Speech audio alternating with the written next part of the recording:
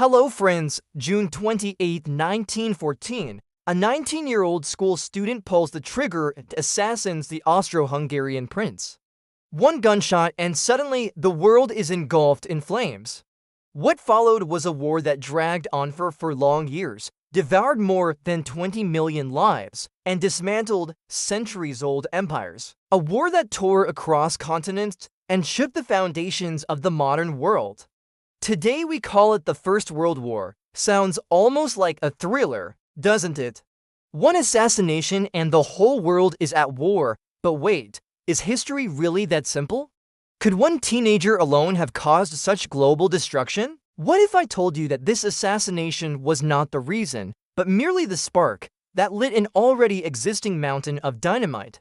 Think of it this way, imagine a pile of explosives lying ready for decades. All it needs is a tiny matchstick to ignite it.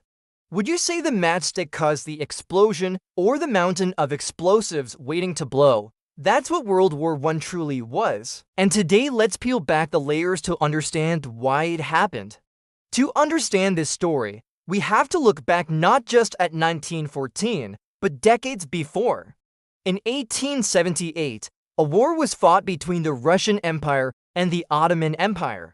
The Russians supported smaller Balkan countries to break free from Ottoman rule. At the end of this war, the Treaty of Berlin gave Austria-Hungary the right to temporarily administer Bosnia-Herzegovina, though the land technically remained under the Ottoman Empire. But words like temporary rarely stay temporary in geopolitics. In 1908, Austria-Hungary simply annexed Bosnia-Herzegovina outright, ripping it from Ottoman control. The Bosnian people, who had already lived under Ottoman rule for centuries, expected freedom, not another empire tightening its grip on them. Furious, betrayed, they demanded independence. Their neighbors in Serbia too were enraged. They shared not only borders with Bosnia, but also an ethnic bond. Most of Eastern Europe's population was Slavic, and among them grew a powerful dream to unite as South Slavs into one great country. Serbia wanted this Yugoslavia to be born, but Austria-Hungary's annexation crushed those hopes. Now, here's where things got more complicated.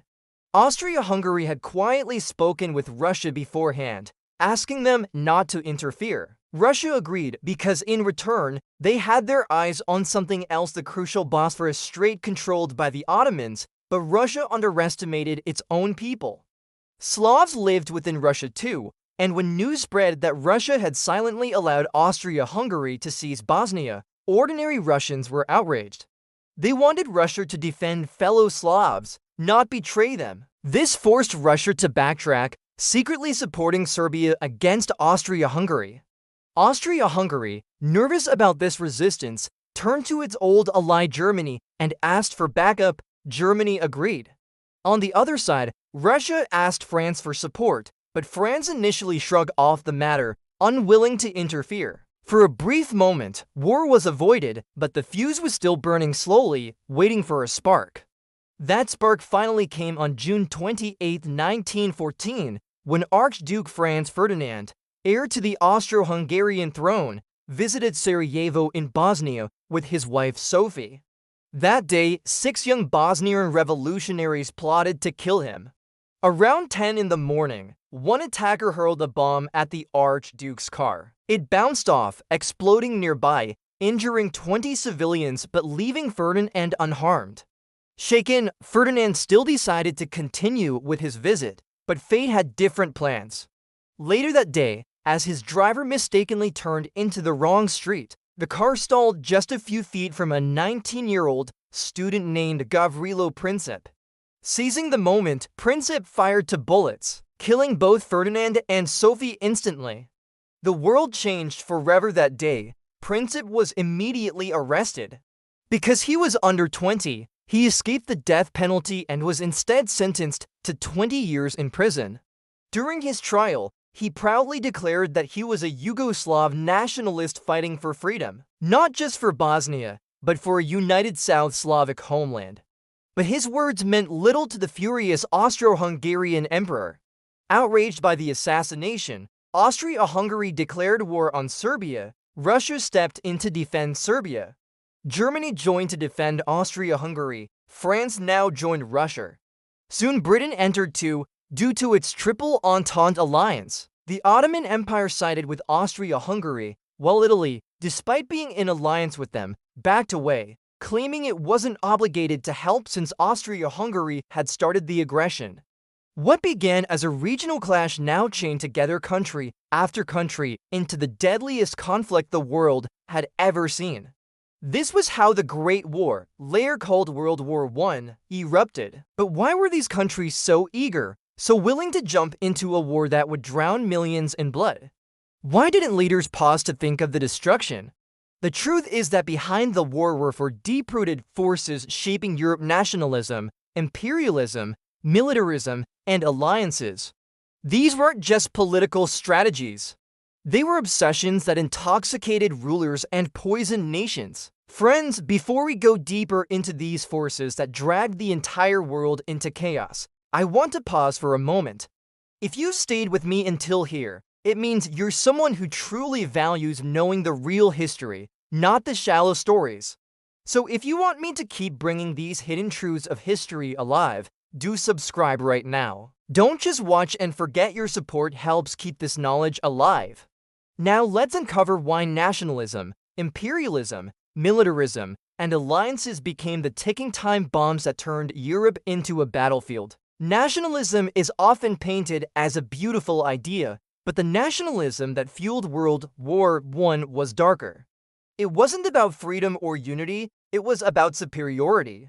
Leaders convinced their citizens that their nation was the greatest on earth, that others were inferior, and that it was honorable to crush them in war. In Germany, this spirit was fanned after Bismarck united the country in 1871, but this nationalism was harnessed not by democratic governments, but by monarchs and emperors who used it as a weapon to strengthen their rule. People were told that fighting wars was proof of loyalty. That nationalism fed directly into imperialism. Monarchs and empires were obsessed with expanding territory, not for the welfare of their people, but for pride and loot. Resources, gold, labor, these were the prizes.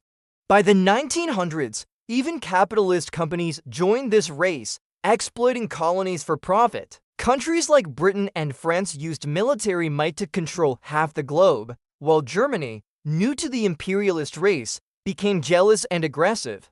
Wars weren't accidents, they were business strategies for kings and capitalists. Imperialism could not exist without militarism.